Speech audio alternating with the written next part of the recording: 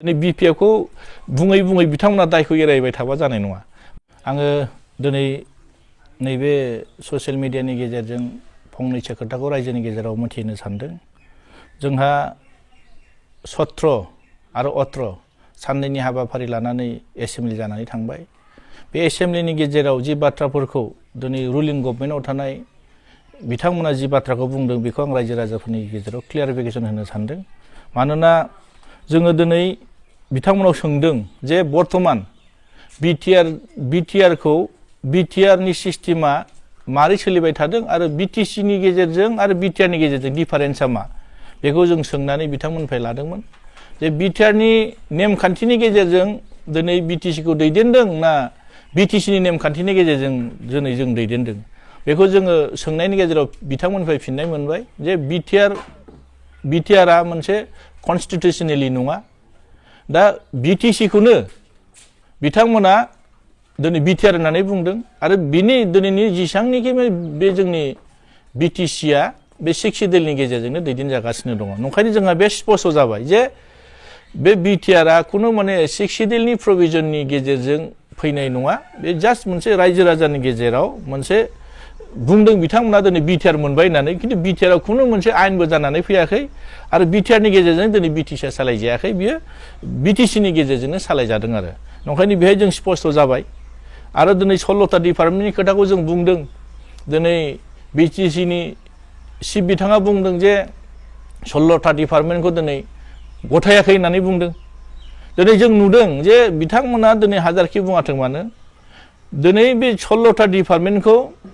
DC खौ दिनै monitoring खालायनो होदों होननानै बिथांमोना बुंदों। दा मनिटरिं खालायहोनायनि गेजेरजों जों नुदों जे दिनैनि थारिखआव जोङो डिसिआ सोरनि कन्ट्रलाव, डिसिआ जोंनि बिटिसिनि सिङाव नङा। डिसि खौ सालायो डाइरेक्ट दिसपुरा, जायनि बेलायाव दिनै जों बिटिसिआव थानाय माखासे पावारफोरखौ दिनै बिथांमोना मावनो नागिरदोंब्लाबो दिनै मावनो हानायखौ जों नुवाखै। मानोना प्रेक्टिकेलाव दिनै डिसिआ दिनैनि थारिखआव जोंनि बे ओनसोलनि माखासे खामानि मावनाय दामानि मावनायफोरखौ जिबायदि बिथांमोना माने डिसिनो होनाय लोगो लोगो जोंहा गोबां उसुबिदायाव गोलैदों। नंखायनो दिनै नुदों जों मोनफानि उनाव मोनफा इरिगेसननि मोनफ्रोमबो दिनै हांसोनि नामाव बिथांमोना 2 लाख खरसा खालायदों, साप्लाय होदों। साप्लायाबो हिसाब खालामना नायबानो जाबाय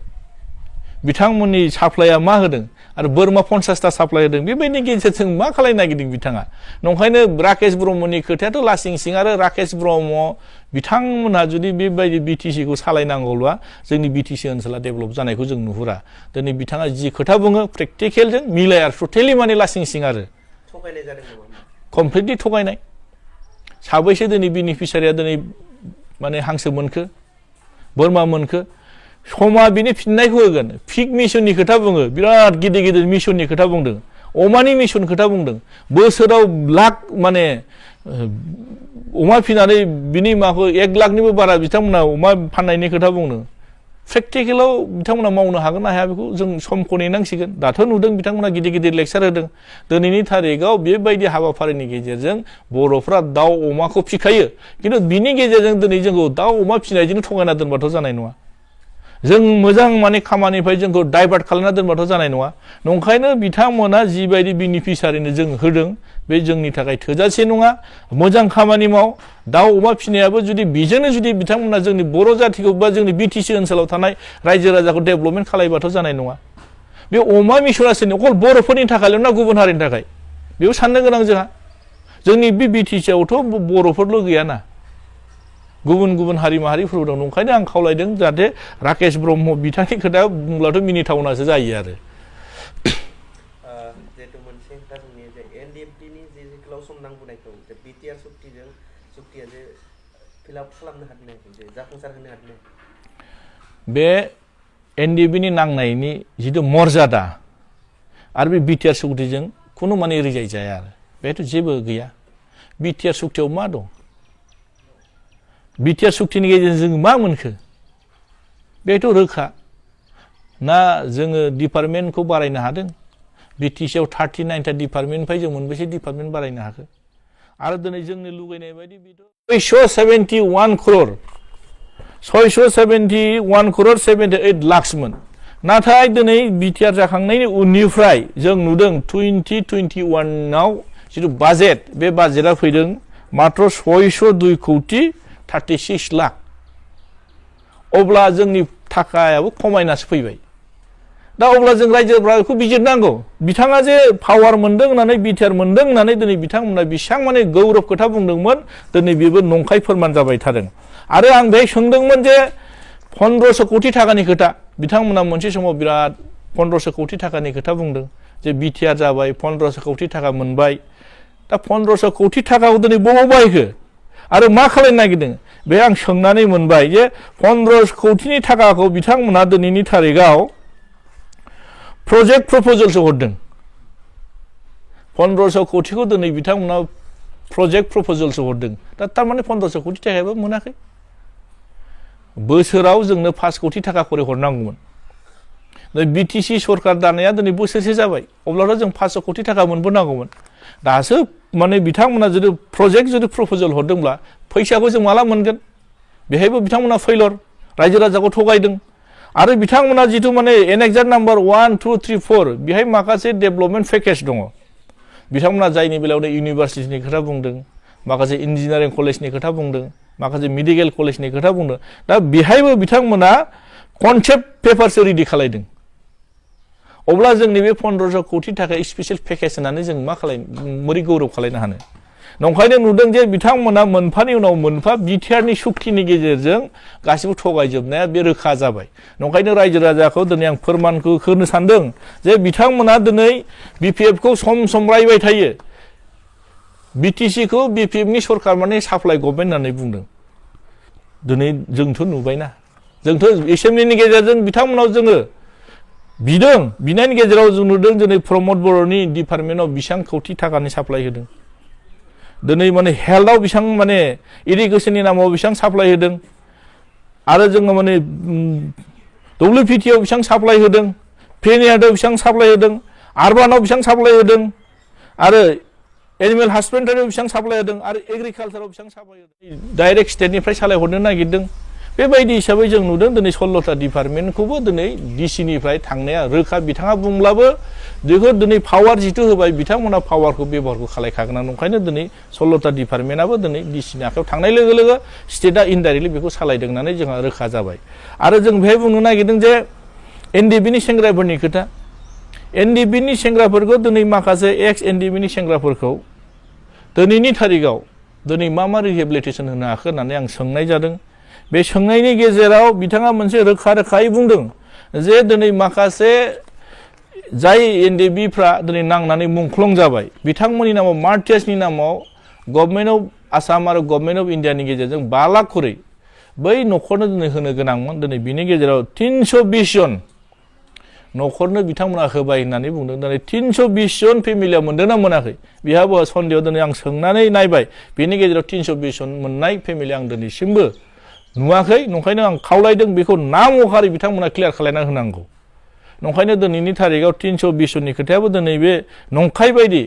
पबित्र हदनाव बिथाङा दिनै माखासे बाथ्राखौ नंखाय बुंनाया दिनै फोरमान जादों आरो दिनै बेहाय मोनसे खोथाखौ बुंदों जे जोंसार मुसाहारि जनक कुमार ब्रह्म बिथांनो दिनै बिथांमोननो 1 लाख खरै बिथांमोननि फेमिलियाव होनाय जादों होननानै बुंदों दिनै जोंथ' सोंबाय सोंनानै मोनबाय बिथांमोना दिनैनि थारिखआव 1 लाख खरै होदोंब्लाबो बे बिथांमोना दिनै बुंदों किन्तु दिनै जों न'खराव सोंनानै मोनदों 1 लाख खरै बिथांमोना मोनाखै साराद' खुंनाय नामाव माबा मोनसे हैदों बिथांमोना दा बेफोराव बिथांमोना बेहायबो मिसलिया खोथा बुंदों आरो बिथांमोना दिनै फिक्स पेआव बिथांमोननि न'खरनो साख्रि होनायनि खोथा बुंदों बे साख्रि होनायाबो नंखाय केजुएल वार्कार हिसाबै बिथांमोननो होदों दिनै केजुएल वार्कार हिसाबै होनाया मा फोरमायनो नागिरो बेथ' जास्ट माने गथ' गोरलैखौ थगायनाय बायदि जादों ओंखायनो दिनै बिथाङा जि मोनसे पावाराव थानानै जोंखौ थगायबाय थादों बे रोखा जाबाय थादों ओंखायनो आं बुंनो नागिरनाया नैबेसो जे बिथाङा जिबायदि जों बर' हारिनि गेजेराव माने बिटिआर मोनबाय होननानै जिबायदि मोनसे गौरब अनुभब खालायहोदोंमोन दिनै नुदों दिनै बिटिआरनि गेजेरजों जेबो जों जानायखौ नुवाखै आरो बेनि गेजेराव जों बुंथारनांगोन जोंहा थांनाय 20 आरो 21 नि बाजेटआ जोंहा थांनाय बाराव 671 करोड़मोन थाखानाय 6 शिड्यूलनि माने इन्डियानि कन्स्टिटिउसननि सिङाव सिक्स सिडिउलनि प्रभिजनानो दङ बेथ' गोदान जेबो बुस्थुआनो फैयाखै आरो दिनै जोंनि नांग्राफ्रा जेनाखैथ' जोंनि दैदेनगिरिफ्रा जेनदों जायनि बेलायाव जोंनि नांग्राफोरखौ बिथांमोना थगायनानै दोनजोब्बाय लिडारफ्रा लाब जादों दिनै दैदेनगिरिफ्रा लाब जादों बिथांमोना दिनै गिदिर गिदिर माने सोरबा देरहाना थांनानै जोङो बिटिसिनि चिफ जादों सोरबा एमएलए जादों सोरबा इएम जादों सोरबा गुबुन गुबुन दायित्व लादों दिनै सेंग्राफ्राथ' जेबो मोनाखै आरो बिटिआर सुक्तियावथ' जेबो गैया बिटिआर सुक्ति जानाय लोगो लोगो जोंनि बिटिसिनि बाजेटआ मानो खमायना फैखो बारायनोसो नांगौमोन ना डिपार्टमेन्टआ बारायनो नांगौमोन पावारा जोंहा बारायनो नांगौमोन जोंनि हा हुआ बारायनो नांगौमोन बिटिआर मोनखांनायनि उनाव दिनै गामिया मानो दानख' जानो नागिरखो गामिया दरबेसे बारायखो क्लियार खालायना होथों दा नोङो बिटिआर मोनदों होननानै मा गौरव खालायनो ओंखायनो जोंनि साफ्रोमबो एनडिबिनि केडारफ्रा बेखौनो बुंनो नागिरदों जे जोंखौ थगायबाय होननानै आरो जोंखौ थगायदों जोंनि लिडारफ्रासो थगायजादों आरो लिडारफ्रा थगायजाखांनायनि उनाव बेखौनो रायजो राजानि गेजेराव रं मोनसे मेसेज होनानै बिराद मोनबाय होननानै दिनै माखासे रायजो राजाफोरखौ खाम सिफुं जथा सेरजा लानानै दिनै रंजाहोदों जोंनि रंजाग्राफोरनिथ' दायित्व गैया रंजाग्राफोरनि दाय गैया खिन्थु बिथांमोना जोंखौ मिसलिड खालायनानै दिनै रायजो राजाखौ रंजाहोदों ओंखायनो खावलायदों दिनै बिथांमोना बिटिआर सुक्तिनि गेजेरजों बर' जाथिनो मोजां बुस्थु जेबो लाबोना होफैनो हायाखै थाखानाय जिथु पावार फांसन बेखौ खोमानोसो थांगासिनो दङ रियेल बास्तबआवथ' बेनो ओंखारबाय थादों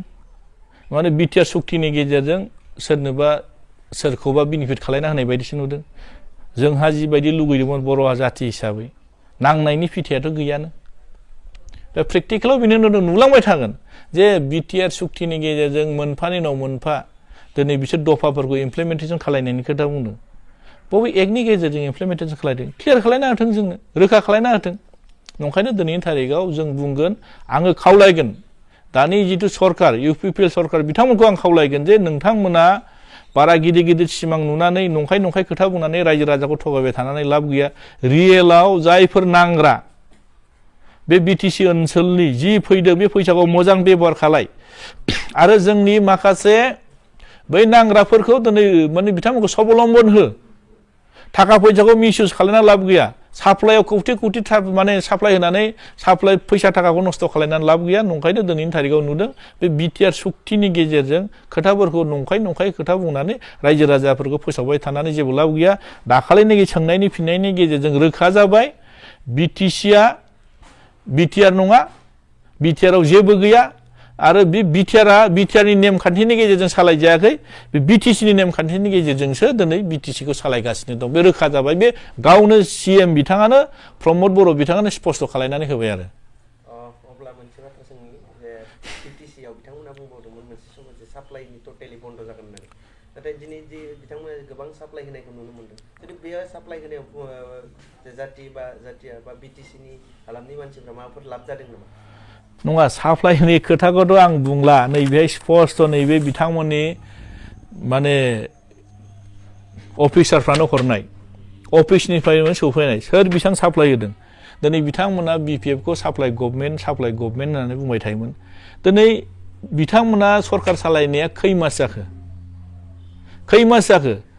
हिसाब खालामना नायबाथ' बिथांमोननि सरकार सालायनाया दिनैनि थारिखआव माने बुंनो थांब्ला माने 10 माससो सोलिगासिनो दं बे 10 मासनि गेजेरजोंनो दिनैनि थारिखआव जों रोखा जाबाय जे बिनि गेजेराव जों गासै 180 करोड़निबो बारा दिनै बिथांमोना साप्लाइआवनो सेस खालायबाय फैसाखौ आरो दा अब्ला जोङो बिथांमोननि सरकार सालायनाया मोजां जादों ना गाज्रि जादों बेखौ रायजो राजाफ्रा बिनि फिननायखौ रायजो राजाफ्रा मोनगासिनो दंखायो साप्लाइआव माबाफोर लाब जादों नामा साप्लाइ होनाय साप्लाइआथ' लाब जायाखै नैबे बिटिआर सुक्तिनि गेजेरजों जों बुंनो थांब्ला जों नुगोन डेम'क्रेटिकेलि मुभमेन्ट खालायनायाव एबसुआ 2010निफ्रायसो गोदानहै बिथांमोना डेम'क्रेटिकेलि मुभमेन्टखौ लाफिनदों बिनि सिगां बिएसि एकर्ड खालायबाय बेल्टि एकर्ड खालायबाय बे मोननै एकर्डनि गेजेराव मार्टियार्सफोरनो जि होनांगौ होखाबाय जायफोर मुंख्लं जादों बिथांमोननि नामाव होखाबाय आरो नैबे बिटिआर सुक्तियावथ'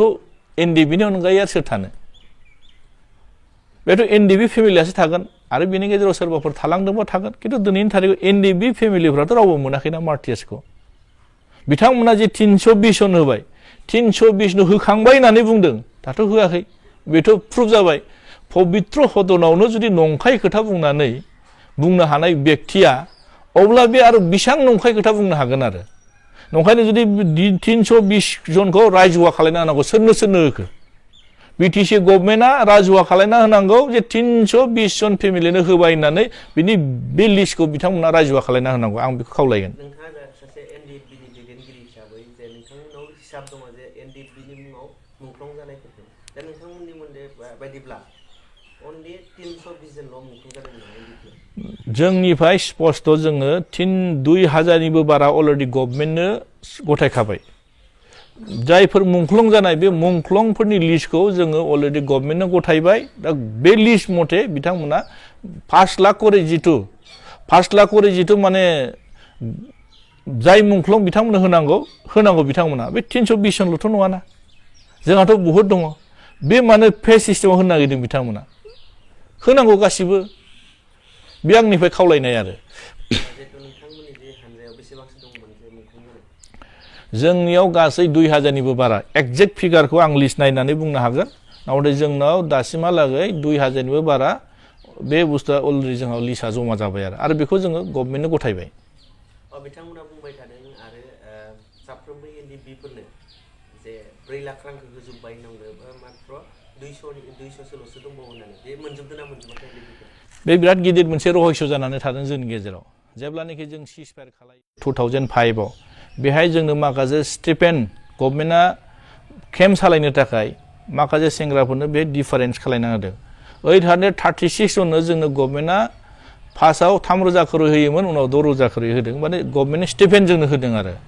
बेहाय बिनि गेजेराव जों नुबाय जे माखासे बे 834ल'सो नङा जों गभर्नमेन्टनो लिस्ट खालायनायानो जोंहा 1200नि बारा मोनसे समाव एनडिएफबि माने फी हिसाबै आरो बिनि गेजेराव दा संबिजित फैबाय आरो नोङो रन्जन दैमारि ग्रुप फैबाय नङा होमबा आरो जोङो डिरेन ग्रुप हिसाबै जों बे ज' फैदों दा बिनि गेजेराव जोंहा लिस्ट जिथु गभर्नमेन्टआ साबमिट खालायदों बिनि गेजेराव खावसेया 4 लाख खरै माने 3 बोसोरनि थाखाय फिक्स डिप'जिट दोनदों आरो खावसेया दासिमबो मोनाखै भेरिफिकेसन पिरियडआवनो दंबाय थायो आरो बोसोरसेनि बारलांबाय दाबो जुदि एनडिएफबिनि सेंग्राफोरखौ जुदि भेरिफिकेसनाव दोनबाय थायोब्ला बिथांमोना बै सुबिदानिफ्रायथ' बन्सित जाबायना खावसे मोननाय खावसे मोनै जोंखौ मानो बेहायबो आरो बोखावना दोनबावखो नंखायनो जुदि गोजोन आरो माने गोजोन गोरोबथाब्ला बे जुदि गभर्नमेन्टआ जोंनो बेखौ होनो नागिरदोंब्ला होनांसिगौ थाबनो आरो जोङो मैया 17 थारिखनि एसेम्बलि आरो 18 थारिखनि एसेम्बलिनि गेजेरजों जों सोंनानै फिननाय मोनबाय माने एनडिएफबिनि सेंग्राफोरनि थाखाय 150 crore अलरेडि बिटिसि गभर्नमेन्टआव सरकारनियाव जमा दं होननानै बुंदों बेखौ होनांसिगौ आरो मार्टियार्सफोरनि थाखाय माने 40 crore दं होनना बुंदों बेखौ होनांगौ दिनै फैसाखौनो जमा लाखिबाय थानानै जेबो लाब जायाना ओंखायनो बोसोरसे बारलांबाय एग्रिमेन्ट जानाया दासिमबो जुदि बे सुबिदानिफ्राय बन्सित जाबाय थायोबाथ' दायनिगिरियाथ' दानि सरकारानो ना ओंखायनो आं खावलायदों बे जुदि फैसा जमा दंखायोब्ला होनांगौ आरो 4 लाख के होबाय नङा होमबा रांखौ जुदि 4 लाखखौ जुदि फिक्स पे होना बुंदों नोंथाङा फिक्स पे होयोब्ला जे एनडिएफबिफोरनि जे मावथिफोरा 3 बोसोरनि उनावसो मोनगोन बे फैसाखौ नङा होमबा 3 बोसोर मा मावना जागोन बिथांमोना दा जोंनियाव जुदि बेनो प्रब्लेम जादों जायफोर मोनदों मासाव 6,000 खरै गभर्नमेन्टआ जोंनो सोनानै होनाय खोथा 3 बोसोरखौ आरो दा 3 बोसोरखौ बे 6,000 खरै 3 बोसोर सोना होनांगौआ बेबो टाइमलि सोनानै होआ बेबो खावसेया मोनो खावसेया मोना दा जोंनि गेजेराव फ्रायभाग साफ्रोमबो एनडिएफबि फेमिलिया जुदि 3 बोसोरनि थाखाय जे फिक्स डिप'जिट दोनदों जिहेतु जों दा रावबो सेंग्राफ्रानो दिनै फैसाखौ मोनाखै दा नंखायनो प्रब्लेमा जोंहा बिराद जादों दा बै सेंग्राफोरनि थाखाय जोङो एकर्डआव थाखानाय बायदि माखासे स्किल डेभेलपमेन्ट ट्रेनिं होयो बिपिएफखौ बुङै बिथांमोना दायखौ एरायबाय थाबा जानाय नङा मानोना दिनै रायजो राजाफ्रा बिथांमोनखौ सालायनो थाखाय बिबान गथायनाय बायदि जादों आरो बिथांमोना बिबानखौ मोनबाय दिनै जोङो बिपिएफनि सासे आं एमसिएल हिसाबै बिथांखौ खावलायगोन सरकारखौ मोजां सालाय रायजो राजानि उन्नतिनि थाखाय मोजां खामानि माव दा बिथांमोना दिनै जोंखौ माने बिपिएफ हिसाबै बुंनानै एरायना थाबाथ' जानाय नङाना नंखायनो आं नुदों दिनैनि थारिखआव जे बिपिएफखौ बुंनानै बिथांमोना दायखौ एरायबाय थानायखौ जों नुदों आरो दा 16टा डिपार्टमेन्टआ देक जों गावनि पावारखौ सालायनो रोङैनि थाखायनो गुबुननि आखायाव थांबाय आरो दिनैनि थारिखआव दिनै माखासे डिपार्टमेन्टफोरखौ बिथांमोना हमथानानै खामानि मावनो हायाखै दा जोंनि गेजेराव जोङो मोनफानि उनाव मोनफा पावारखौ गाबथानो हायाखै आरो बिटिआर ओमफ्रायथ' दिनैनि थारिखआव बुंनो थांब्ला आरो मोनसेबो गोदान आयेनबो जाफैयाखै आरो बिटिआरआ कनस्टिटिउसनेलिबो नङा आरो बे जों प्रुफ जाबाय नंखायनो रायजो राजाफोरा बेखौ मिन्थिनाया मोजां दिनै प्रमद बर'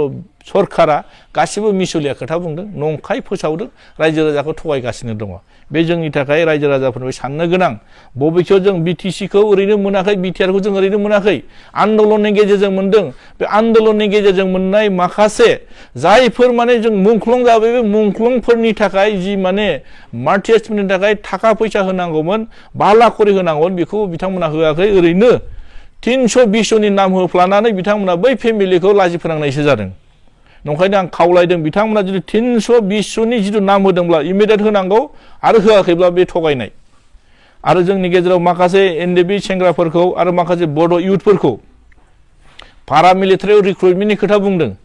दिनै रिक्रुटमेन्ट साबैसे बर' सेंग्राया मोनखो साबैसे एनडिबिनि सेंग्राफ्रा मोनखो दिनै कभिडनि खोथा बुंनानै बिथांमोना दा एरायबाय थाबा जानाय नङा कभिडनि दहाय लायै लायै बिथांमोना एरायबाय थाबाथ' जानाय नङा कभिडनि एसअपिडिनि प्रट'कल मथेनो खामानिखौ मावलांबाय थानांगोन देशा बिदिनो सोलिलांबाय थानांगोन जितु माने कभिड जादोंब्ला कभिडखौ एरायना थाबाथ' जानाय नङा नंखायनो आं खावलायदों बे गेजेराव दिनैनि एकर्डनि गेजेरजों फैनाय माखासे दफाफोरखौ इमप्लिमेन्टेसन खालायनांगौ आरो जोंनिफ्राय स्पष्ट गामि दानख'नाय आरो सोसननायनि खोथा बुंबाय थादों कमिसननि खोथा बुंदों गामिया बारायनायनि खोथा बुंदों ओरै सनितपुर बिश्वनाथ डिस्ट्रिक्टखौ बारायनायनि खोथा बुंदों जोंथ' मोनथिनायाव दासिमबो जुदि 6 मासनि गेजेरावनो रिपर्ट साबमिट खालायनांगौमोन दिनै पिपि बर्मा बिथाङा दिनै रुंसारिसो जालायलायबाय दा रिपर्टखौ साबमिट खालायनो हायाखै दा माला जागोन बेफोरो नंखायनो जों खावलायदों जोंहा दानख'नायनि बाथ्रा गैया जों सोसननांगौ जों कन्टिनिउआस एरियाखौ जों सोसननांगौ दिनैनि थारिखआव आं खावलायगोन जों सोसननायखौसो लुगैदों जों दानख' जानायखौ लुगैयाखै नंखायनो आरो जोंहा गोबां माने माखासे गभर्नमेन्टनिफ्राय जिबायदि एककालीन भाबै जिथु हायज' होनानै थांना थानायनि राहा लामा बिथांमोना होनायनि बाथ्रामोन दिनैनि थारिखआव बे खामानिखौ मावफुङाखै नंखायनो जोंनि साफ्रोमबो एनडिबिनि सेंग्राफ्रा बिराद खस्थ'आव भुगिनानै दङ दा जायफोर सरकाराव दं सरकाराव थानाय व्यक्तिफ्रा दिनै सरकाराव थानाय जायफोर पावाराव दं बिथांमोना दिनै माखासे एनडिबिनि सेंग्राफोरनि उसुबिदाफोरखौ नायनानै मोनफानि उनाव मोनफा थाब थाब सुफुंना थांनायखौ आं खावलायदों आरो आङो दिनै बे दनसे समस्थिनि सासे एनडिबिनि माने बेकग्राउन्डनिफ्राय फैनाय हिसाबै एमसिएलए हिसाबै आङो खावलायदों सरकाराव थानायफ्रा बे खामानिखौ थाबनो मावफुंनांगौ नङाब्ला जोंनि एनडिबिनि सेंग्राफ्रा बिराद गाज्रि अबस्थायाव दं सोरबा जेलाव दङ सोरबा माने बेमारजों भुगिनानै दङ सोरबा हा बायनो हायाखै भारा न'आव जानानै दं दा हाजिरा मुजिरा सोरबा थेला नारनानै जानानै दङ सोरबा रिक्सा सालायनानै जानानै दङ दा जुदि सासे जाथिनि थाखाय नांनानै फैनाय व्यक्तिया दिनैनि थारिखआव बेबायदि गाज्रि अबस्थायाव थानांगौब्ला जायफोर दिनै व्यक्तिफ्रा दिनै पावाराव फैनानै बिथांमोना रेड लाइट लानानै गिदिंनानै सोरबा इएम सोरबा जिएम सोरबा चिफ डिपुटि चिफ बिथांमोना गिदिर गिदिर लेक्सार होबाथ' जानाय नङाना रियेलखौ नायनांगोन समाज दानायनि बाथ्राया रियेलखौ नायनांगोन दिनै नांग्रा मानसिफोरनि अबस्थाया खोब गाज्रि बिथांमोननि थाखाय मोजां सिन्था खालाय 1500 कोटी थाखा मोनबाय होननानै बिराद रायजोनि गेजेराव जोङो रंजाहोबाय दिनै 1500 कोटी थाखायाबो दासिमबो लाबोनो हायाखै बाजेटआव फैनाय फैसाफोरखौबो दिनै जोंनि बिटिसिनि फैसाखौबो दिनै साप्लाइआव माने कौटि साप्लाइ होनानै दिनै जाजोब्बाय फारसेथिं वायरास जोंनि सेंग्राफ्रा दिनै नांग्रा मानसिफ्रा दिनै अबस्थाया खोब गाज्रि अब्ला जोंनि बर' समाज दानाय बिटिसि ओनसोलखौ उन्नतिनि खोथा बुंनायफ्रा बहा जागोन ओंखायनो दिनै जायफोर सरकाराव थादों बिथांमोना जि खोथा बुंदों खोथा बुंनायजों प्रेक्टिकेलाव खामानि मावनायजों टटेलि डिफारेन्स बेखौ रायजो राजाफ्रा बिनि सायाव बिजिरनांगौ आरो मोनसे समाव नुबाय थादोंमोन इएम राकेश ब्रह्म गावनि डिपार्टमेन्ट जे फिसारि एन्ड माबायाव गोबां अमा फिसिनाय दाउ फिसिनाय गोबां होगोन हाजारनिबो बांसिन होगोन नंदों नाथाय दिनैनि दिनाव नुबाय मात्र 10 लाखल' स्किम 10 लाख स्किम बा हाजारजन मानसिनो बोरै बिराद लासिं हिंथ' जकरनिसो बाथ्रा जों राकेश ब्रह्म बिथांखौ आङो बिथांनि खोथाखौ बुंनोनो लाजिनाय बायदिसो मोनो माने सासे इएम जानानै बिथांनि माने भद्रताया थानांसिगौ दिनैनि थारिखआव नुदों बिराद हांसोनि खोथा बुंदों बोरमानि खोथा बुंदों दिनै जों नुदों बिथांनि दिनै रिपर्ट जिथु एसेम्बलिनि गेजेरजों जों बिदों दिनै हांसोनि दा जों हिसाब खालायनानै नायबाय जोंनाव तयथ' फैदों बिनि गेजेराव जोङो 180 करोड़निबो बारा बिथांमोना दिनै साप्लाइआवनो माने गारजोब्बाय फैसाखौ अब्ला जोंनि डेभेलपमेन्टआ बहा थांगोन दा बिथांमोननि गेजेराव जों नुदों जे माने हेल्थ डिपार्टमेन्टआव बिथांमोन हेल्थ एन्ड फेमिलि वेलफेयाराव 35 करोड़ 90 लाख 21,000 35 crore 90 lakhs 21,000 टाका माने हेल्थ एंड माने वेलफेयाराव बिथांमोना गारदों आरो इडुकेशनाव गारदों 50 crore साप्लाय होदों बिथांमोना आरो डब्लिउपिटिआव होदों 37 crore 13 लाख 84,000 आरो पेनार्डियाव होदों बिथांमोना 26 crore 76 लाख 65 crore 65,000 बिथांमोना दिनै बे साप्लाय होदों आरो आरबान एरियायाव होदों 8 crore 44 lakhs आरो एनिमेल हासबेन्ड्रियाव होदों बिथांमोना हांसोनि नामाव माने 6 लाख आरो बोरमानि नामाव 8 लाख आरो माने एग्रिकालचाराव होदों बिथांमोना 21 crore बिथांमोना दिनै साप्लाय होदों दा गासै बेखौ नायोब्ला जों नुबाय हिसाब खालामनानै जों नायबाय जे 180 crore बारा बिथांमोना साप्लायावनो गारदों दा 202 crore निफ्राय 180 crore खौ बिथांमोना दिनै साप्लाय होदोंबा जोंनि ओनसोलफ्राव बेसेबां साप्लाय फैखो जों साबैसे बर'फ्रा मोनखो साबैसे बिटिसि नि रायजोफ्रा मोनखो बेखौ बिथांमोना दिनै होदोंब्ला जेनेबा मालफ्रा नामा दङ नोंथांमोननो नांगौ जायोबा डकुमेन्टस वाइसै आं हरनो हागोन नोंथांमोना बे डकुमेन्टसाव नायबानो मोनगोन बेखौ आं नोंथांमोननो खिथानो हागोन मानो डकुमेन्टसा बिराद रोजाथार बेखौ नोंथांमोना नायनानै मोनफानि उनाव मोनफा होबाय थाबानो जाबाय नंखायनो दिनैनि थारिखआव साप्लायना नाम वाइज सोरनो होदों बिथांमोना स्पष्टयै लिरनानै होखानो गोनां जादों मानोना जोङो आनस्टार्ड कुइसनाव जों रिटेनलि बिनाय जादों नंखायनो बिथांमोननि गेजेरजों जोङो मोनबाय दा नोंथांमोना बेखौ ससियेल मिडियानि गेजेरजों रायजो राजाफोरनो फोरमायना होनांगौ दा नंखायनो आं खावलायनो नागिरनाया नैबेसो जे सरकारनि खोथा बुङै बुङै मोजां सरकार होननानै बिथांमोना जि मोनसे नाम गायबाय थादों कमप्लिटलि बिथांमोना जोंनि जिथु सा सुबिदानिफ्राय माखासे रायजो राजाखौ बन्चित खालामनायखौसो जों नुदों आरो नंखायनो आं खावलायनो नागिरदों जे जोंनि सरकारखौ दिनै बिथांमोना जोंनि सरकार मोजां सलायदों